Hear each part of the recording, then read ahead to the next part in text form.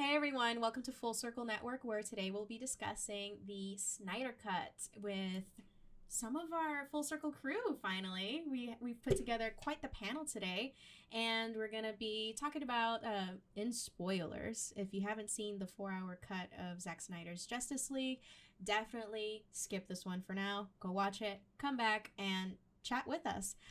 Today I'm joined here by let's start off the round table here. Let's start with Mr. Kenny. Hello, first time here on the Full Circle Network. My name's Kenneth Colon. I go by Kenny. I'm a contributor here, if you want to call that, on Full Circle Cinema. We came up with that title nice together. Pleasure to be. Yeah. Yes, that's how they. I've been labeled. Okay, I will take that label. Of course, and coming up next we have Jackson Hayes.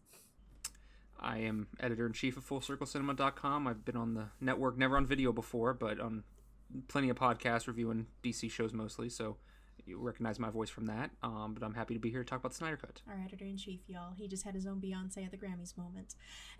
And then I've been here before. He's been here before. Y'all have heard him. You just haven't seen him. Everyone here is alive, and we all have faces. And last but certainly not least, we have Mr. Caleb Sod. Hey everyone, Caleb Sod, or as Kenny likes to call me, Caleb Desad, after the Snyder Cut of Justice League, so get used to that. Been here for quite some time, haven't showed up on the YouTube channel in a while, so I'm happy to be back. Yes, sir.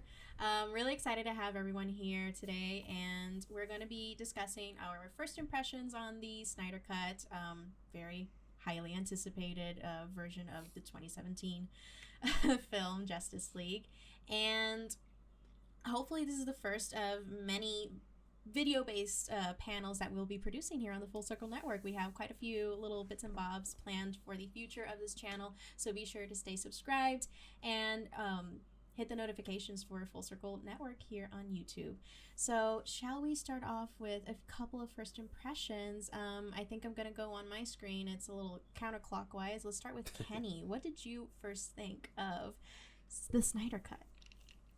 Well, I mean, from the beginning, I kind of expected it to be way better than what we got in 2017 with the Justice League, if you want to call it like that.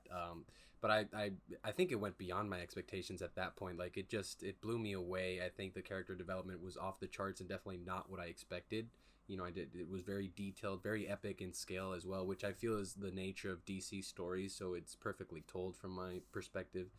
And I just enjoyed it a lot. Like I'm in DC heaven right now. I can't really say anything more. It just blew my expectations. It's everything I wanted from a Justice League movie from the beginning. Like, this is what I wanted in 2017. So to get to see it in 2021 after all that's happened and all the drama and the unfortunate events around the production of the movie and Zack Snyder's life, it's really something to see. And I'm just happy he got to complete it and we got to witness it as well. Absolutely. Taking it over to you, Mr. Jackson Hayes. Yeah, I mean, just to reiterate what Kenny said mostly, I mean, we've been waiting for this for the better part of 5 years. I mean, the disappointment was immeasurable in 2017 after what had come. I mean, BVS was divisive to say the least, but, the trailers and all the marketing leading up to Justice League was some form of excitement. And I mean, even after we heard about the unfortunate, circumstances of the production and what had happened after, there was still some semblance of hope that what would come out would be worthwhile in some way, and it just fell completely flat. And now all these years, all these conversations, never really anything amounting to it other than just the fans wanting this cut to come out. And now we're here and it's out and we've seen it, and it blew me away. I can't say it's a perfect movie. I think the 4-hour runtime is rough, and I think there's some things that could be cut, but when you're given such free reign, you have to kind of go in understanding that there's going to be more here than what's a typical theatrical movie. And what it proves to me is that there was a 3-hour cut of this movie, 2.5-hour cut of this movie that they had their release in 2017, that it would have blew away expectations and probably been the most well-received movie, the best, at the box office, all of those things, at least, it kind of dropped the ball there is what really comes down to. Yeah, definitely. How about you, Mr. Caleb Sod? Yeah, so I'll be honest, I wasn't really expecting great things out of this. You're on the low expectation squad. Yes, I haven't been the biggest fan of Zack Snyder's vision for these characters. I did find a lot of enjoyment out of Man of Steel and Batman v Superman. But especially after Warner Brothers just dropped the ball with Justice League, I was excited for this, but I really didn't think it was going to be anything better than what Zack Snyder has given to us in the past. And I will say those expectations were completely blown away. I think this is the best Zack Snyder film I've seen. Definitely the best of the DCEU for me overall. Right up there with Shazam. And yeah, I think what Jackson was saying, it probably didn't have to be 4 hours long, but it was refreshing to get the time to develop these characters, because without the solo movies, that the Marvel movies, the route they took, we were able to develop these characters before the big team up. And I think having a longer runtime for the Justice League was the only way to do those characters justice. No pun intended. Yeah. Bouncing off of all of my colleagues, I am more on the medium to low expectation squad. I didn't really expect the level of creativity and quality from the Snyder Cut. I did, fully expect this to be a better version of what released in 2017, because given Joss Whedon and everything he stands for.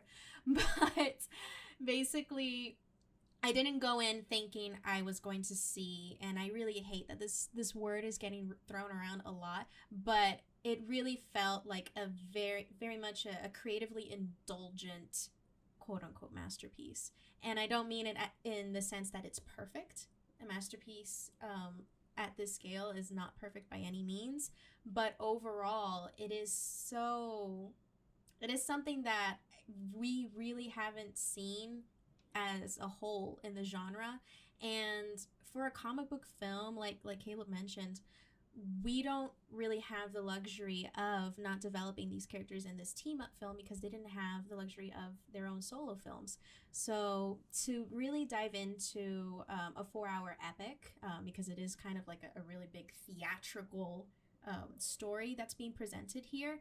Of course, again, it indulges in a lot of different elements, hence the 4-hour runtime. And as Jackson also mentioned, this could have easily been cut down to 2.5, maybe 3 hours, had the same level of character development, the same quality, and been an excellent and successful theatrical release. So yeah, my expectations were exceeded. They definitely made an impact, and I am not the biggest fan of Zack Snyder as a director, but as a movie, as a standalone movie, I think it's great. I think as a movie in the comic book movie genre, I think it surpasses all expectations and has really set a certain standard for the genre as a whole. Not saying that it is superior to other movies of this scale, Infinity War, Endgame, etc. But it has definitely made its cultural impact, and is something that I'm sure, as we're doing today, as many other people will be analyzing for the foreseeable future, and especially to see how it's going to impact not only the genre but the industry in general, because this is kind of a very particular situation. It's a very unprecedented circumstance for a creative at a very large studio. So for a large studio to give their director a second chance at their creative vision for their film, I think is something of note for sure. So that's basically our first impressions. I would like to also go around the table once more and talk about what were your favorite parts, like what characters were really like standouts to you. The movie is divided into 6 parts if you want to divide your own little favorite parts that way. But yeah, I just want to see what everyone has, like their own little nugget that they really took away and took to heart with this film. So let's come back to you, Kenny. So yeah, for me, I'd say just pinning it to one moment is a lot, but I would say for each character they have their own moment that just just wraps up what the character is about, right? Flash at the end when he has to run and he's doing it for his father, proving him that he is the best, that he is somebody, that he matters. Cyborg, you see, first of all, Cyborg's development overall, just as a whole for me, is just, I would say probably that is my favorite thing of everything, because it's just his role is integral, and he's just pretty much everywhere compared to what we saw before. And I don't want to compare a lot because, they're totally different films if we're going that route. But yeah, same with Aquaman. That speech Aquaman had regarding the. Are we really leaving this to Cyborg? This man just lost his father, you know, and we're leaving the fate of the world to him. You know, little moments like that. Wonder Woman has them. Superman has them as well, and Batman. So I'd say those moments that define the character all throughout the movie, and that as a whole was like my favorite thing about it. Taking it over to you, Jackson. Yeah, to piggyback off of that, I'm gonna go a little broader here, I guess. You know, one of my biggest problems, and like I don't want to compare, but it's so difficult not to, you know, look at what we had to what we're given in the third act of the 2017 cut was just felt lifeless to me and felt really dry and kind of generic. You know, they show up, they start fighting, Superman shows up, it's over. There's not really a lot of weight to it, and I feel like that's dramatically improved here. And I really think the moment that kind of encapsulates that entirely is when Silas Stone dies. And I think when he dies, like, it pushes the weight of the movie. Like, you know, Cyborg is emotionally invested, and the rest of the heroes are now like, this is serious. Like, this is a bigger deal. Like, you know, they failed to or they don't believe that at that point they'd gotten Superman back. You know, he took off. They have no idea what's going on with him, and so they have to decide that we have to unite together to go finish this. And you know, they track the box. They go to Russia, and it's a really powerful third act. You have that splash page shot that we didn't see in the other film of all of them fighting together, and it's just it felt very cohesive and like there was actually a teamwork, you know, happening. And you know, there was no subplot where Batman was trying to like kill himself the entire third act of the movie for whatever reason. He does things. Everyone has a moment at the end. Superman's return was another like massive improvement for me. When he shows up, it actually felt like it mattered, and it also didn't feel like when he showed up it was over, because I mean we saw they lost after he showed up. You know, it didn't work out. It had it not been for Barry. So it's one of those things where like each character mattered and had their moments, and they were useful in their own ways, rather than just having the one character come in and save the day at the end. So I felt like there was just a lot more weight, and it felt, you know, everything felt more important than it did previously.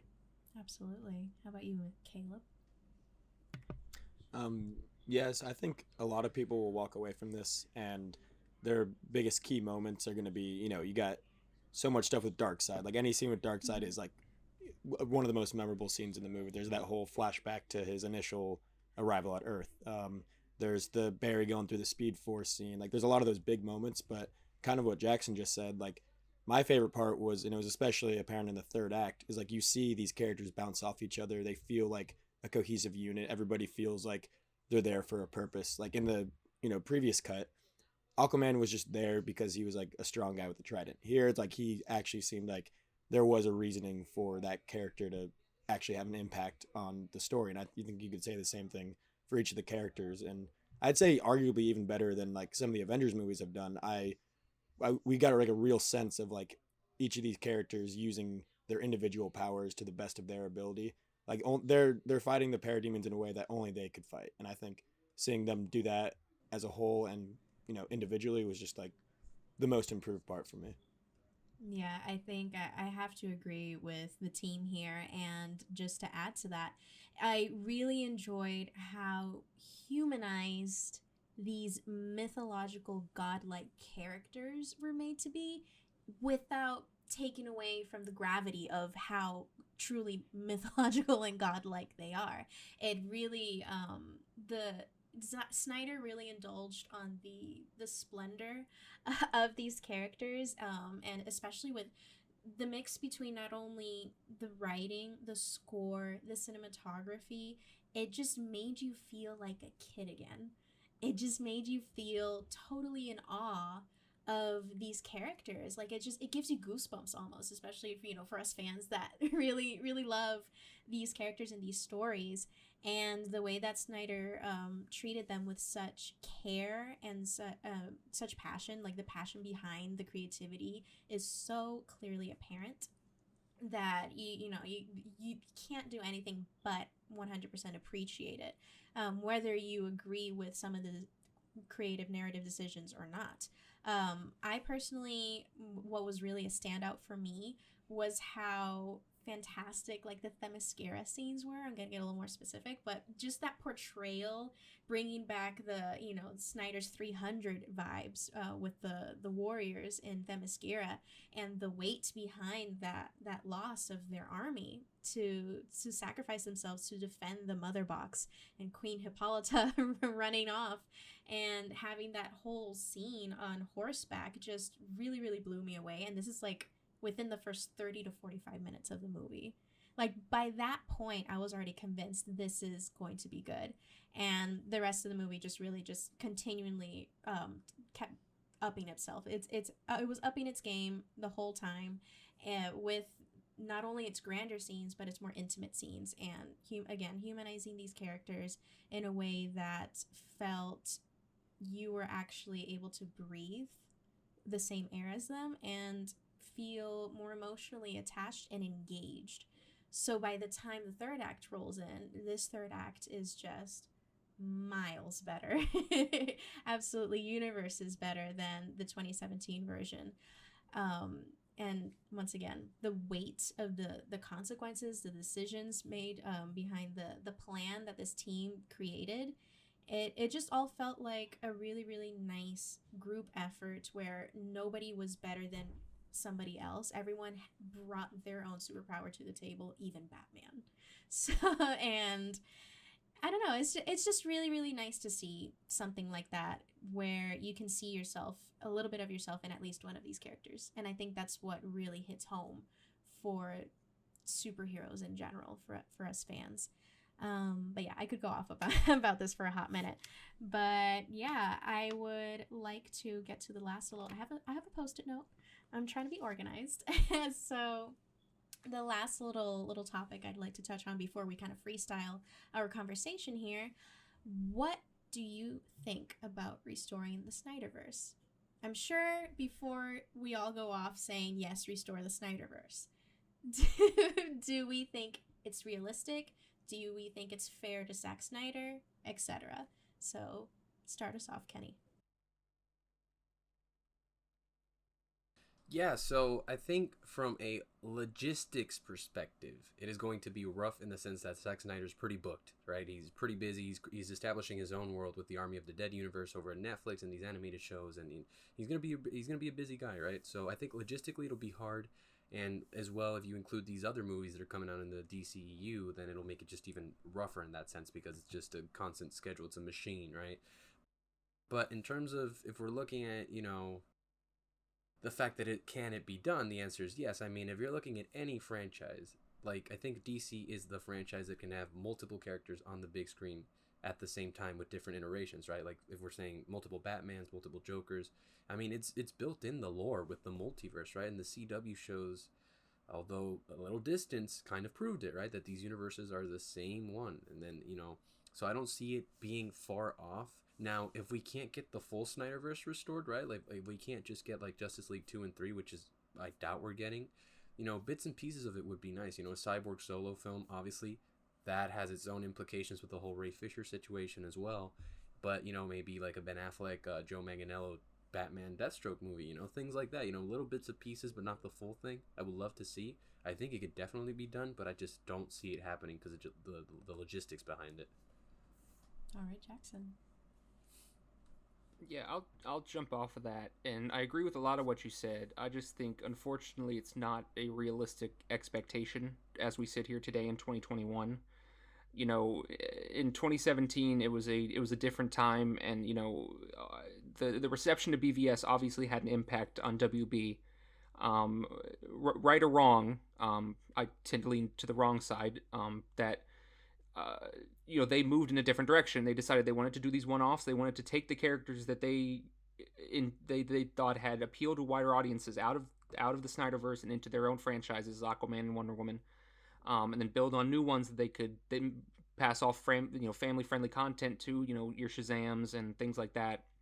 And I do agree with the point that there's room for bits and pieces of what they want to take, and the multiverse, you know, leads to these wild things. And I think, you know, it's disappointing to say that, you know, Ben Affleck will likely never come back full time as Batman. You know, it seems like the Flash will be his last run at it for the most part. And then, you know, we go into Henry Cavill, who's it's off and on at this point. Now they're developing a new Superman seemingly, so it's one of these situations where might just be too little too late. Unfortunately, it's disappointing, but after all these years, these actors, they need to work, the directors, they need to work, and the studio needs to move on, and they can't sit around waiting to restore a universe that they had moved on from 5 years ago. So as much as I would like to say that I'd love to see Justice League 2 and to see this story continued, I just don't think it's realistic. Yeah, and I guess bouncing off of that, you guys kind of cover the logistical side a lot. If I would personally want to see, taking them going back in the direction of Snyder's original plan, I'm a little on the fence. Like I said, I don't really love his interpretation of these characters. Like, I respect that he takes a very different approach than most filmmakers and studios would have taken.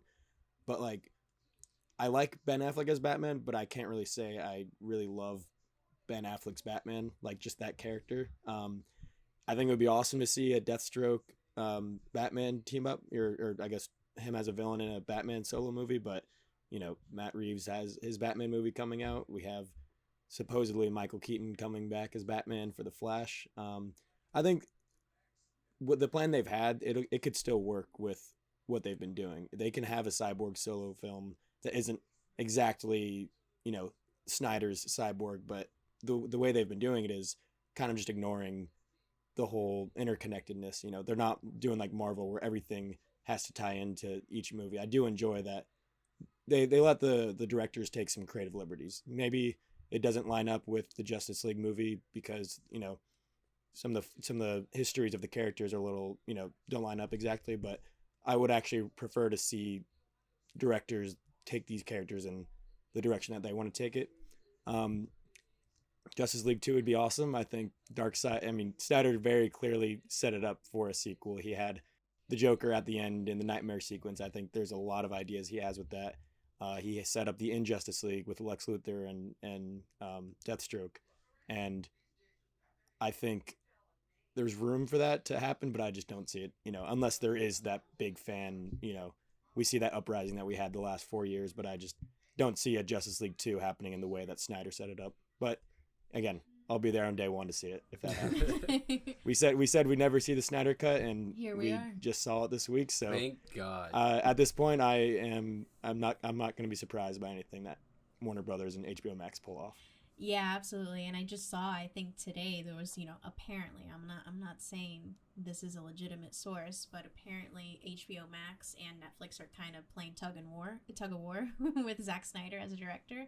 So that doesn't surprise me in the slightest. It doesn't surprise me that HBO Max sees, like, logistically, economically, financially, the advantages of having Snyder's content and vision exclusively on HBO Max.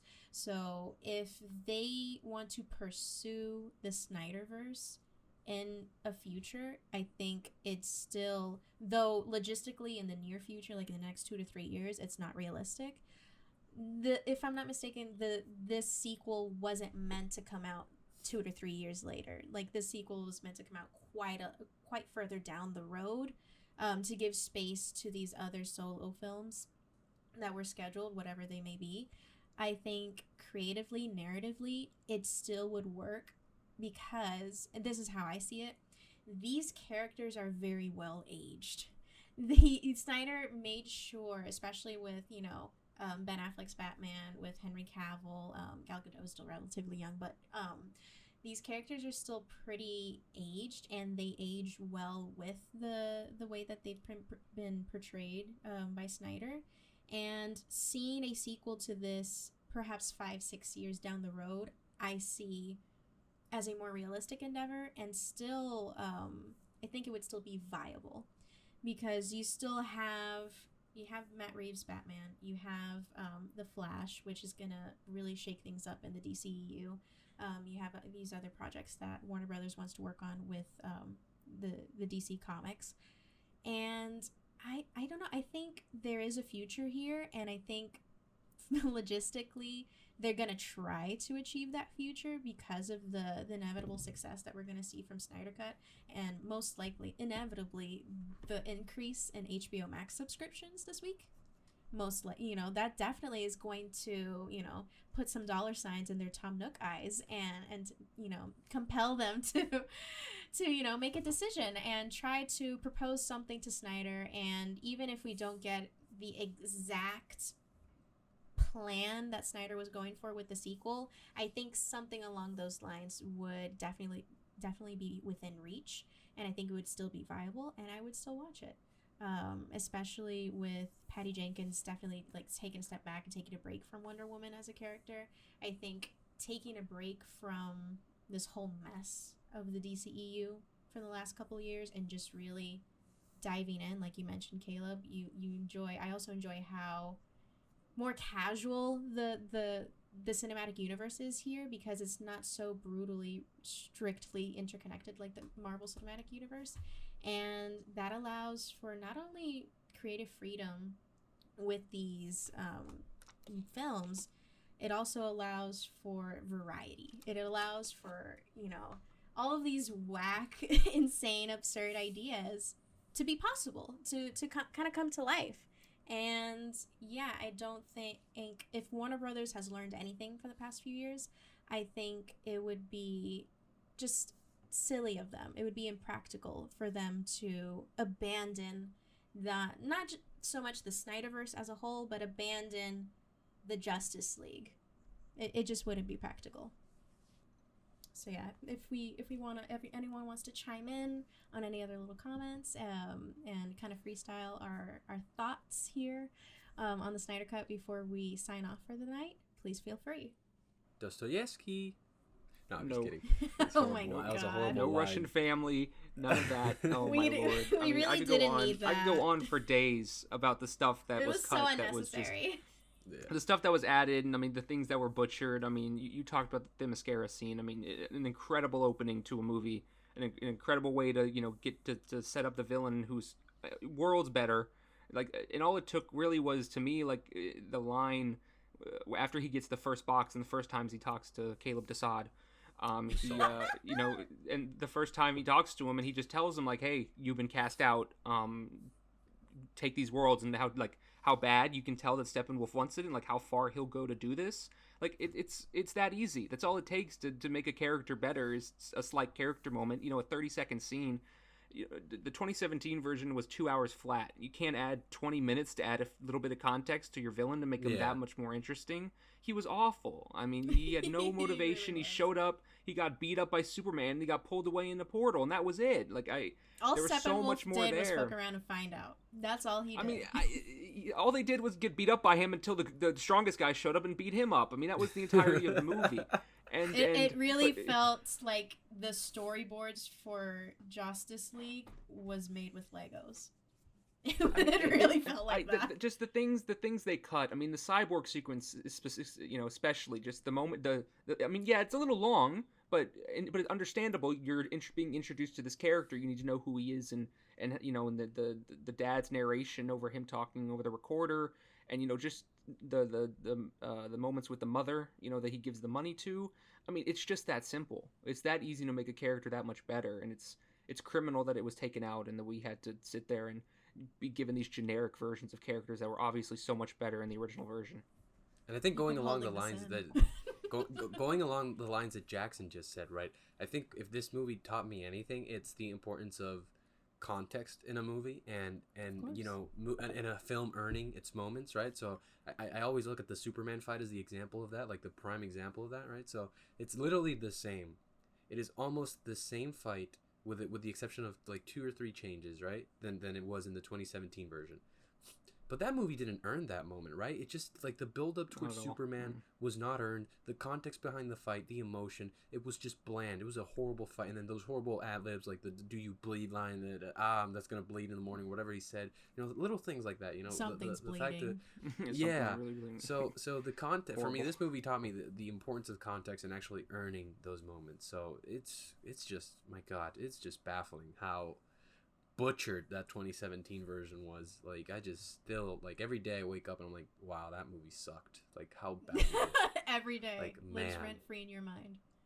Horrible. Kenny, I'm glad you mentioned context, because as cool as I think a lot of the stuff in the epilogue was, like when that nightmare scene started and Joker showed up, I was like, what is going on? Like, why is Takes this you in for a loop. in the movie? Like, I think it was really cool, like as a scene, but like I was very satisfied. Like, movie wrapped up like exactly how I kind of wanted to see it get wrapped up, and then, oh, here's an extra 20 minutes of stuff that I'm gonna give as a middle finger to Warner Brothers for not letting me make what I wanted to make originally. I have to respect it. Oh yeah, like exactly. It all goes back to like, I don't agree with the guy, but I'll be damned if I don't respect him. And he did what he wanted to do, but I don't know. You guys can give your thoughts, because I thought that Joker It's scene bonkers. was just I'm with so you. out The of epilogue. pocket. I liked it. I think I'm with you. Like out in a vacuum, I enjoy that scene. Have it being placed after this epic conclusion to this movie and this wrap up where all the characters get to where they're going and you see how they're living their lives now after coming back, completely out of place. And I think the Martian Manhunter scene's even more egregious. And I think it's more egregious in the fact that he shot that recently, like within the last few months, like that he got Ben Affleck back to shoot that. Just a complete flat way to end the movie. And I thought it was I was more bummed by the Martian Manhunter scene than I was by the nightmare scene. Tell us Just how completely. you really feel. I listen. Like I was on such a high in the third act, and I thought it was so well done. And I was like, wow, this is everything I wanted. And then we get to the end, and like I just can't help it but say, like, what are we doing?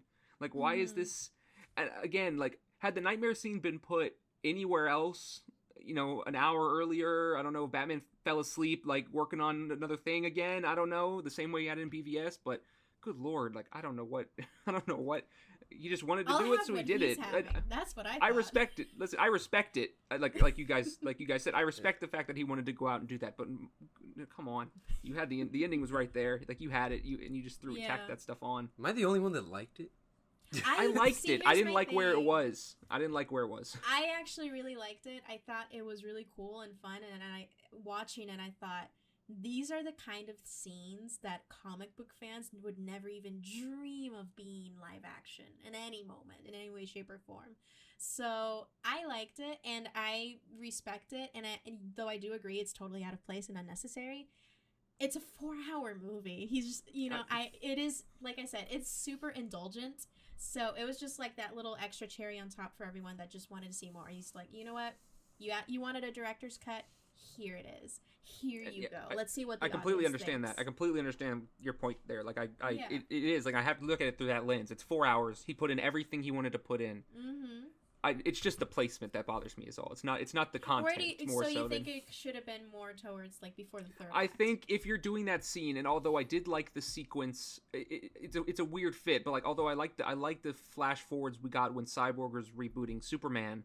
And he saw that little vision. If you're gonna do something like that, you do it there. Like you do another. If you're doing another nightmare scene, if you're doing another nightmare scene like you did in BVS, and you're teasing this big, crazy apocalyptic world, you put it in within the contents of the movie, within the third act. Although it might have worked better, and I'm not trying to invoke Marvel, but these movies have had post-credit scenes before as just a post-credit scene, not tacked on to the very end of the the runtime, not in the credits itself. Because there's no time to kind of sit back and like take in what you've watched. You take in, you have this great ending. Flash is running around. He bought the bank, and all the funny more chairs. All that stuff happens, and then it's just here we're in Nightmare World, and Joker's making reach around jokes, and it's like okay, like I get it. That's what really hurt you. That's what I'm hearing right now. Listen. He wanted to write the Joker.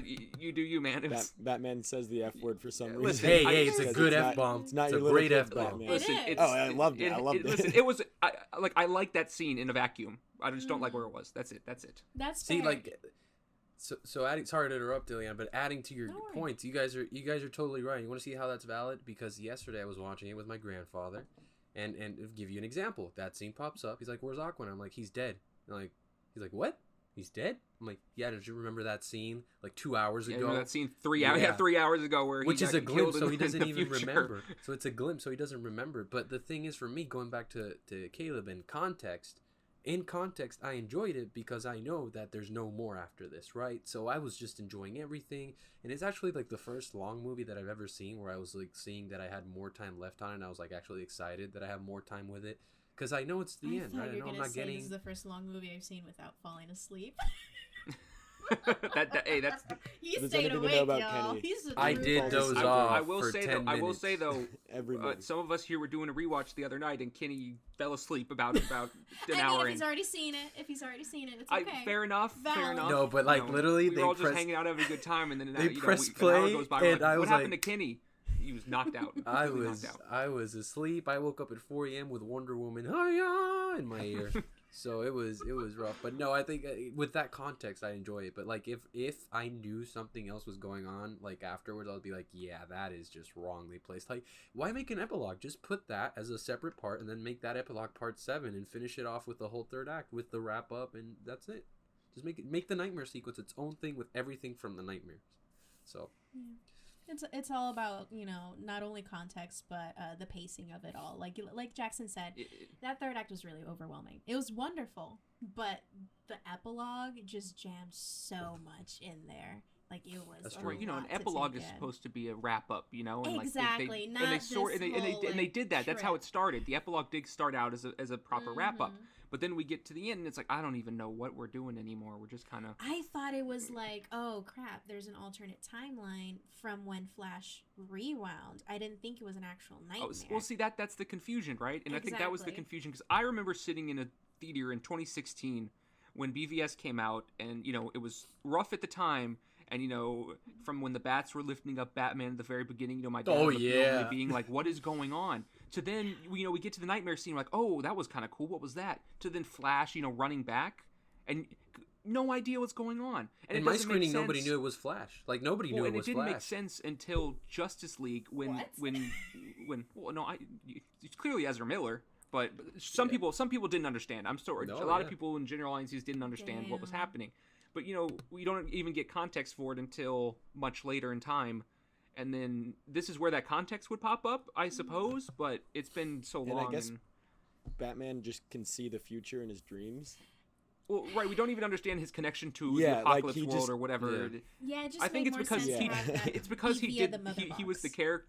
character he used in 2016 for it that I Mhm. think he just decided to use him again the same way and then cut into the Martian Manhunter scene, which was I listen. I'll get over it. There was a lot of stuff I liked, so I'll get past You'll be the okay. the We should epilogue. ask It's Zack just- Snyder about that. Why he picked Batman as the one to see the future.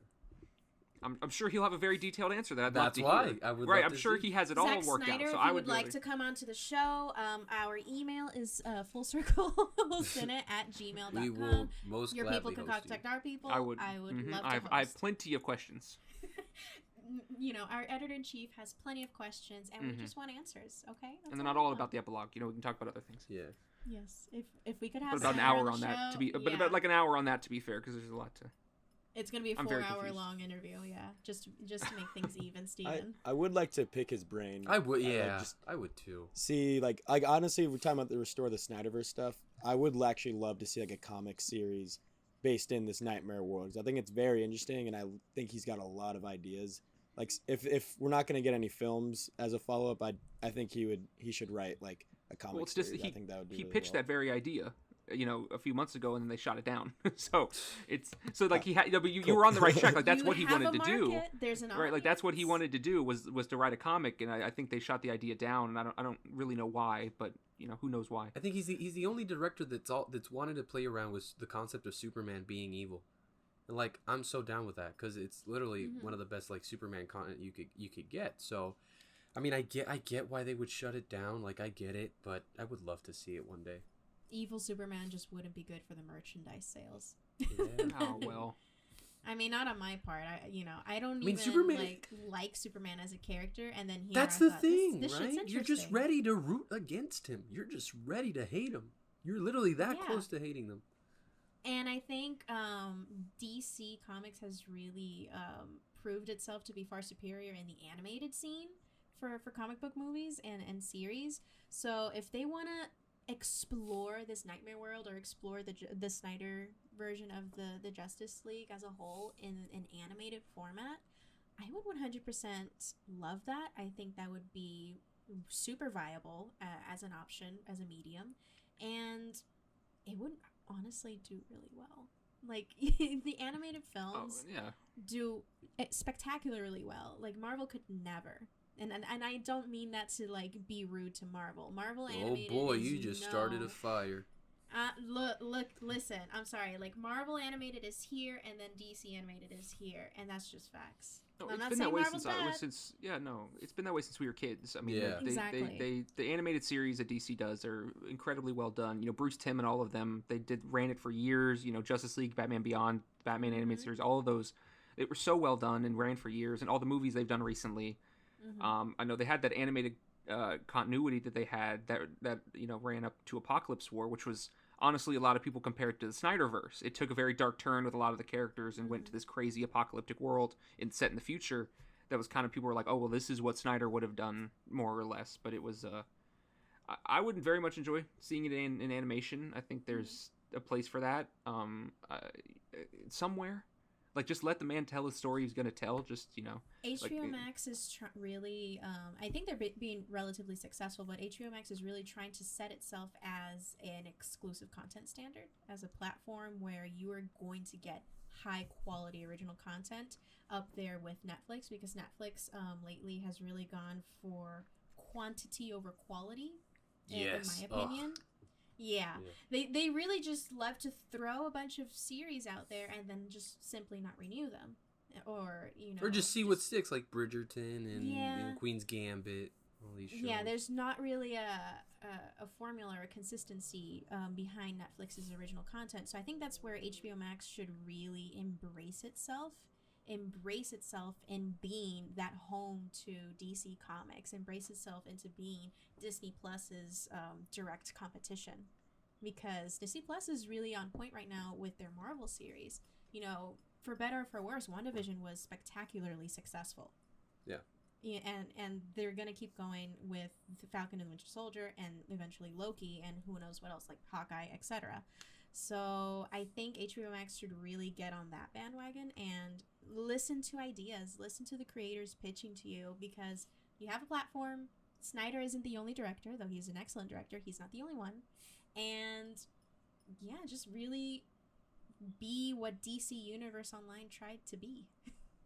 Bro, and HBO Max like has that chance, right? There's no perfect streaming service in the sense that it has nailed the library and the originals, right? Disney Plus has really good originals, but their library is more aimed towards kids right now, right? Because it's just things we grew up with.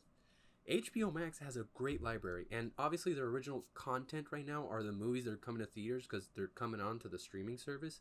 But if they literally listen, all you need is one Harry Potter series, and HBO Max is the #1 streaming service in the world. That's all you need. Their original content that's not like their movies is all they need to get popping right now. And I think, like you said, DC is like the perfect gateway for that. They've just not taken advantage of that. Yeah. No, I hope this year changes that for them. Yeah, that's a massive conversation that's been going on for a long time. The Harry Potter example specifically, like people were like hammering for do a Harry Potter series on launch, like how well that would do, and they just haven't jumped the gun or done anything about it really. Yeah, and launching during a pandemic definitely did not help them. No, not at all. The opportunities are there, and again, they're viable ideas. So HBO Max agenda, the potential is there. Go reach it. Yeah, I don't want to cut too far away from Snyder talk, but pretty much everything you guys were saying, it seems like they're going that direction. They have Matt Reeves' Gotham, I forget what it's called, but the show the about Gotham PD show. The Gotham Police. Yeah. They have James Gunn making Peacemaker. Peacemaker series. So I do think pretty much exactly what we've been talking about. It's in the works.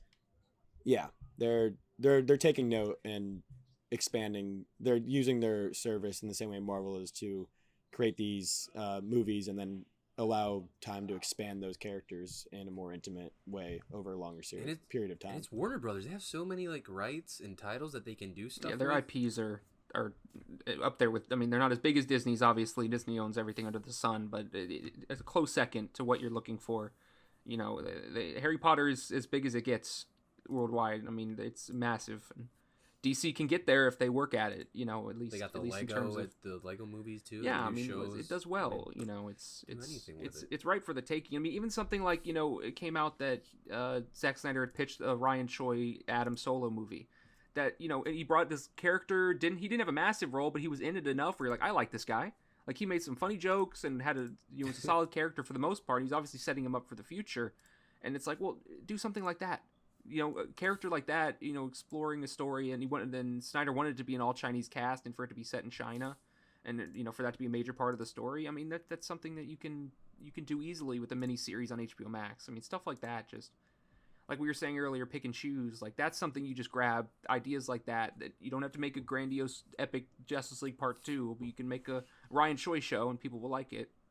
Yeah, I mean, it's just like they got like an abundance of things to pick, and I think Disney Plus did a great job, like, from the get-go. Like, when they launched Disney Plus, they had, you know, The Mandalorian, like, right available, like, to stream. And so I don't know, HBO's just lagging a little bit, but that's fine. Hopefully Peacemaker will be like the kickoff to it. You know, not to sit here and say that Disney Plus, you know, their exclusives are few and far between. You know, until recently, when with Mandalorian to WandaVision to Falcon Winter Soldier, there was months and months with nothing. Yeah. Like, if you like High School Musical the series, or that Stargirl show or movie, whatever that was. Like, if that's your kind of thing, then I guess you're subscribing to Disney Plus. But otherwise, like, what were you on there for? To watch, you know, X-Men Pixar the movies, I animated guess. show. That's the only Yeah, reason. but again, it's library. You know, the original content was greatly lacking, and I think now they're finally catching up to the point where their productions are finally getting to the point where they'll release, you know, as the service grows. But there was a massive, you know, lack there for a while. So it's not, you know, Disney Plus isn't exactly sprinting away with it. You know, there's opportunity there. Yeah, I think the price point was like the thing that really kept them, since it's so cheap, right? And you can bundle it with Hulu and ESPN for like $12, cheaper than Netflix. You get 3 services, right? So I think that played a role too. But I think, you know, going, like Caleb said, not going that far away from the Snyderverse, right? I think it's you know, there's a lot that they can do with it, and hopefully,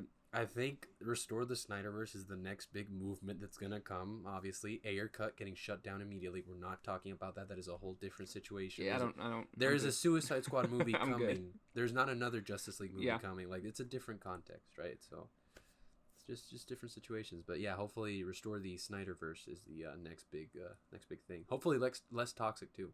Yes, please. I mean, you know, we're stuck in a situation right now where we'll just have to take the swings and listen. Could it happen? Yes. Like I said earlier, it's a very tough sell. I think, especially if, as far gone as they've moved on, and I think more so the actors and you know, than anything. I mean, you have to pull in a Ben Affleck, and it's going to be a lot of work to get these guys back together again. And would it be great? And could it happen someday? You know, 5, 6, 7 years down the line, maybe. I just don't expect an announcement tomorrow morning, that being the Monday after the Snydercut release, that they're coming back for Justice League 2. It's not going to happen. Listen, but with that said, I'd be more than that. Like, right now, if I have the Snydercut as my, you know, go-to only movie I can watch from DC from here to 20 years, I think I'm good, right? I think if that's it for him, perfect wrap-up. Except for the epilogue, I'm good. I'm chilling. Listen, man. I like that. How long do you guys give it until we get to see this movie in theaters? Because the whole time I was watching, and it's very obviously the aspect ratio is very geared towards a theater experience. And the whole time I was watching, I was like, wow, I really wish like I was watching this for the first time in a theater. So do you think that's on the table for Warner Brothers to release at some point? 6 months to a year, maybe. We're talking. I mean, they're waiting more so on, you know, on the virus than anything else. And once those theaters start to reopen and things actually start, I can foresee a limited theatrical release where we finally get to see the 4:3 ratio in the way he actually intended, and not people bothering it about their 60-inch TVs having the black bars on. Why does it have black bars on the side? Why can I see it full screen? I think if, you know, God willing, that things improve by Christmas time, I think this would be an excellent Christmas theatrical release. Oh, but with Spider-Man? Yes. I think it would. I mean, Spider-Man, No Way Home. So that's going to take all the money like in the world. 2 weeks. It comes out like a week or two before Christmas. I think this would be a great Christmas Day release. Like sort of an remember Aquaman? Aquaman released not exactly the 25th, but like around that. No, it was around the same time that Spider-Man. I think it was like the 21st. It was a little earlier, but it was it was playing very prominently. It was the biggest movie on Christmas Day. Absolutely. So yeah, I think this would be an excellent theatrical release this Christmas time if, you know, the not the economy, the environment permits it. If the industry permits it at that moment in time, I think this would be an excellent Christmas release, or at least winter time. Like, imagine, getting really cozy in that IMAX theater for the first time in God knows how long, watching 4 hours, the 4-hour Snyder Cut. Vibing. For 4 hours. No thoughts, With no intermissions, phones. please. Oh, just- at Probably, least one. you probably At least will one get intermission. yeah, At you least probably one will At get least one intermission. But the thing is, like the Snyder Cut isn't even done in the sense that first of all, Warner Brothers is the studio that re-releases a lot. Like they re-release Inception, Lord of the Rings, like all these movies. So it will probably get like a release, but the Snyder Cut's not done in the sense that you still have the Justice is Gray cut, which is coming. That has additional like footage as well, and that's gonna be a little longer. There will be more Joker. More Joker. There you go. Some more Joker. You'd love to see it. Extra epilogue. Let's get it. And the thing everybody liked. Let's give you more of it. Epilogue 2. Epilogue 2. I mean, the Suicide Squad comes out Jackson this August. will rain hell. I keep forgetting I'm that. tapping is out. epilogue 2. I'm tapping out if it goes from epilogue to epilogue part 2. I'm tapping out, man. The Can't do epilogues are their own trilogy, y'all. Yeah, you're killing me. Hopefully He's the about to physical resign. release. Hopefully the physical release will have full screen. That's I'm on very May, interested in the physical so, release. That's one of those movies that like I would want to watch over and over again. And if there's bonus features, hey, this is the movie. If you want a Yes. director's commentary on a movie, This this is is the it. one you want. This is the movie you want to listen to director's commentary for, even if it's for 4 hours. So yeah, Warner what was Brothers he wanted me to thinking? cut it, but yeah, I said no. They just left it in. I said no. I really wanted said no. Jon Yeah. Stewart's Green Lantern here. Yes, he did. and Exactly, Warner that's the Brothers thing, said right? No. Yeah, bro. It wasn't gonna be Martian Manhunter in that scene. It was gonna be Jon Stewart and Kilowog that pulled up. He's gonna be like- to him at the very end, and they were like, no. They were like, He's "Get gonna- it." I read somewhere that he like almost like left the project when they said he like after all that time he's like finally getting his cut of the They're just movie, like, and "Zach, then you he's just like, can't use Green Lantern." "Oh, can I add in There's Green Lantern? a I swear limit. I planned it That originally." was their limit. It's so stupid that was their limit. Like they're that Oh, they're- traumatized. Look from how Green it took them. Lantern. It took them 5 years to even announce something that Jon Stewart and Kilowog might be in. Like the way the leaps and bounds they go to protect the characters that they have plans for is ridiculous. I Just think the- they're just way too my precious with the characters yeah, they because killed they the- just treat them like they're these untouchable Right. Well, properties. when the Suicide Squad movie was coming out, they killed the entirety of the CW Yeah. Suicide Squad, who knew for only the people that watched Arrow knew existed. So nobody else cared that they were on TV, but you it had was to kill not them. that serious. It was not really that serious at wasn't. all. No reason. Which they Absolutely no weren't like reason. even the same team members too. No, it was like Deadshot and Bronze Tiger. It was a bunch of Yeah. random people that they had on the CW. It wasn't. Ludicrous. Although they did tease Harley Quinn, but they never got to use her, and I assume Yeah. it's for the same reason. That I understand. I'll let them have Harley Quinn, but they had to kill Deadshot They for no really, reason. I just find it so ridiculous that they don't like the CW DC universe has so very clearly made their own little platform. Yeah, it's its own it's thing. all over there. The people It's that all like it over like there. it. Leave it The people be. that want to watch it watch it. Everyone else doesn't watch it. No one else watches exactly. it. So I It's don't know very why. niche. I think It it's is. very Hey, niche. Ezra Miller was in Yeah. He wa- was in hey, The Flash. That's One of the wild. greatest moments in CW history was Ezra Miller The bar pulled up. set very low, sir. Yes, it is. Yes, it is. I'm just thinking here, like, imagine a commentary track where Zack Snyder's like, yeah, so I walked into Warner Brothers' offices with John David Washington. He was cast and ready to go, but they're like, yeah, we just can't. He cast every one of these characters. He knew exactly who That's all these why. people were going to be. He had Justice League 2 characters cast. He already knew all of the... I mean, the guy Snyder knew was making exactly what moves. he Nobody wanted. knew. He knew was making moves. He knew exactly... I mean, we've seen those whiteboards that leaked just the other week of, like, all of the plans for... And I guess we can touch on this briefly, that his trilogy would end... It started as it would have been Bruce Wayne and Lois have a baby that ends up becoming Batman. That was cut early on, and then it gets better where it's know. Clark and Lois's baby after Batman dies doesn't have powers and grows up and becomes Batman. So his name is It's like Bruce not, Kent. It's His name is not Bruce great, Kent. but it's Bruce better. Kent. Bruce It's an Kent. idea. It's a very His initials were specific gonna be idea. BK. They were gonna be BK. BK's gonna be the Burger King. And he was gonna be Batman. He was like Oh Batman my Beyond or whatever it was God. gonna be. I don't listen. That's wild. Listen, I said I respect the Yeah, man yeah, for his he creative went for decision, it. but that would have been too much for me, I think. Yeah. I can Well, deal listen, with some of his they had the pregnancy interpretations. test in the Snyder Cut. He Yeah. was laying the Didn't say- groundwork. He was ready Didn't for it. say whose it was. Snyder is such a drama queen. Sometimes He was ready for it. I know, he's planting He's here seeds. for the gossip. He's here for the hot goss. Time to download those, Vero again. Those lifetime moments. I mean, listen, he went for it. He was gonna go for it. Once And again, listen, I for better or worse. The man has guts. I respect it, but yeah. So when I does think... what does the Army of the Dead extended cut come out on Netflix? Oh no! Is it- Let the Yeah. first one come out. Release- Let the release first the Army let of the the first Dead one cut. come out first. Oh, It's only God. 2 months away, so we get it in May. So Nice. that'll You get be it in May? I thought it was that'll June. be. I I don't think know it's anything. May. I think it's May. I could be completely wrong, but I think it's May. Yeah. So watch Army of the Dead on Netflix, I guess, and watch Zack Snyder's Justice League on HBO Max. The HBO Max agenda thrives and survives. So yeah, I think that's been a really good roundtable today on the Snyder Cut. I've had so much fun discussing this with y'all. I hope that we get to do more panels like this in the future.